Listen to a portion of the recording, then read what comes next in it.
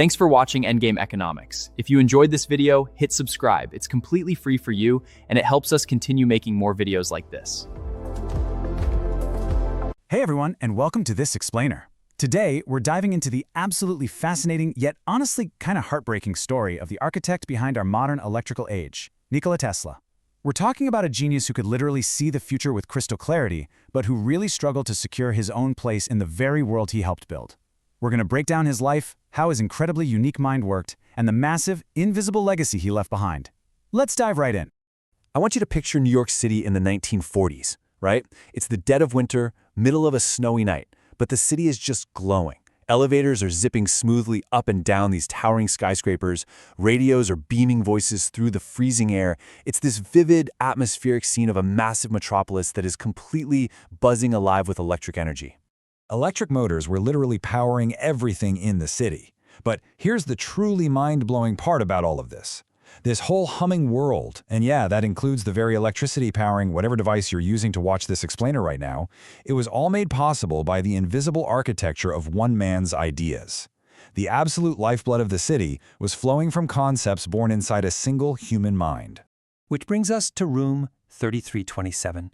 See, while that vibrant city was thriving outside, the aging, hidden inventor of this modern world was living completely out of sight. He spent his days privately tucked away in room 3327 of the New Yorker hotel. By the 1940s, he just wasn't that highly visible, celebrated inventor dazzling crowds anymore. He was older, intensely private, and basically just watching the world he designed move on from outside his window. Section 1. Workshop in the Mind. The boy born during a storm. So let's jump back to 1856, to a village in modern-day Croatia.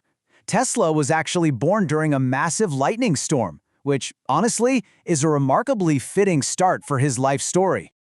Now, Tesla inherited this fierce, inventive spark from his mother, who crafted practical household tools with her own hands. But Tesla? Well, he didn't start in a physical workshop. His workshop was entirely inside his head. His process was incredibly unique. First, he'd picture a machine, then he'd rotate it and finally test it, all mentally.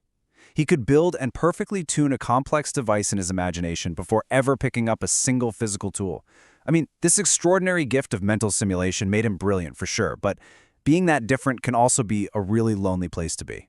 And that unique mind brings us to the rotating magnetic field. Simply put, this is a magnetic field that periodically changes direction, and it forms the entire basis of the induction motor and AC power transmission. Tesla had been racking his brain for a way to make an electric motor run efficiently using alternating current, or AC. Unlike the older direct current systems, AC allows electricity to shift directions and travel massive distances without losing its punch, meaning you could light up whole cities from just one distant generator. And this breakthrough, it didn't happen in some fancy lab, it happened during a sunset walk in a park in Budapest. The idea just suddenly hit him, and he literally drew lines in the dirt with a stick. Those simple dirt lines held the rotating magnetic field.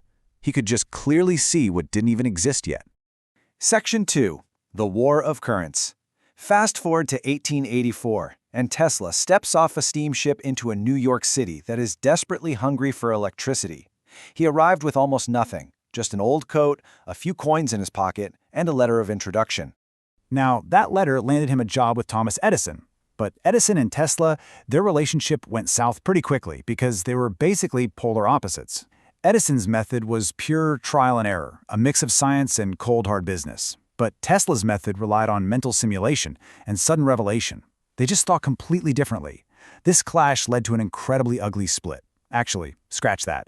It was worse than ugly. For a time, Tesla, the guy holding the blueprints for a new electrical age in his head, was literally forced to dig ditches beneath the very streets he could have been illuminating. But here's the thing. Ideas that good just don't stay buried. After arriving in America in 1884, he eventually partnered up with George Westinghouse, a businessman who firmly believed in alternating current.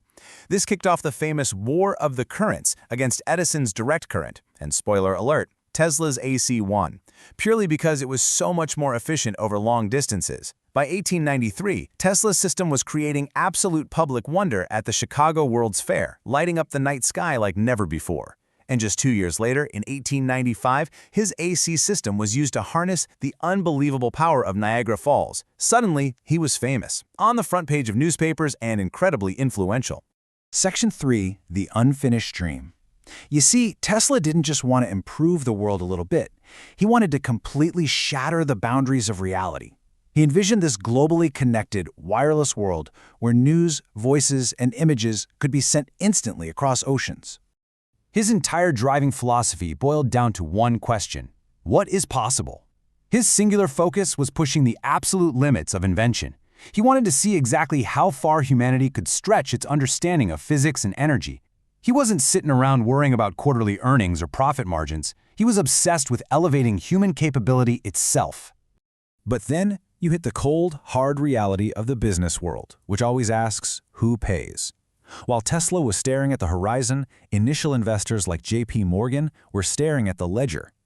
Tesla started building this massive Wardenclyffe Tower on Long Island, but it got insanely expensive, and frankly, his grand business model was pretty confusing to investors. At the same time, rival wireless systems were out there producing cheaper, simpler results, so Morgan pulled the plug on the funding. Construction on the tower just ground to a halt, and it became this giant monument to a harsh truth. Having a world-changing idea just isn't enough if you can't prove how it works commercially. Section 4, when the future moved on. And here is the truly tragic irony for Tesla. The world didn't stop. It actually raced forward, building an empire on the very foundations he poured. Pigeons do not ask for patents. It's quite sad, really. Tesla never married, he didn't have kids. In his later years in New York, his most profound emotional attachment was actually to the pigeons he would feed out in the park. He even spoke with this really unusual deep emotion about one specific white pigeon. Now, a lot of people found this highly eccentric, but think about it for a second. The pigeons didn't demand a profit, they didn't pull his funding, they just offered a simple, living connection to a man whose human connections had slowly faded away, all while the massive electrical companies he helped spawn were growing into global empires. Section 5, the final light. So we find ourselves back in room 3327. On January 7th, 1943, quietly behind a Do Not Disturb sign, Nikola Tesla passed away. He was 86 years old. His health had totally failed him, and his finances were basically gone. He was eventually found by a hotel employee. Now, on the surface, that looks like a terribly sad, incredibly lonely ending, right? But if you view his death as a failure, you're missing the entire truth. His legacy absolutely did not die in that hotel room. It was just hidden in plain sight. His ideas were alive, hiding right inside electric motors, pumping through massive power networks, running factories, equipping laboratories, and sending signals through radio systems. His tragedy wasn't that his life produced nothing, not at all. It was simply that his contributions massively outscaled his ability to personally benefit from them. He wasn't absent from the modern world, he was literally breathing inside its very machinery. So I want to leave you with a question to chew on today. Can a person change the world before the world is ready to understand them? Tesla's imagination carried him further into the future than anyone else could see, but it also took him beyond the point where anyone else was prepared to follow. It was just a delay in understanding, guys, not a defeat. Because today, the world has finally caught up to the man in room 3327. Thanks so much for learning with me on this explainer, and I'll catch you next time.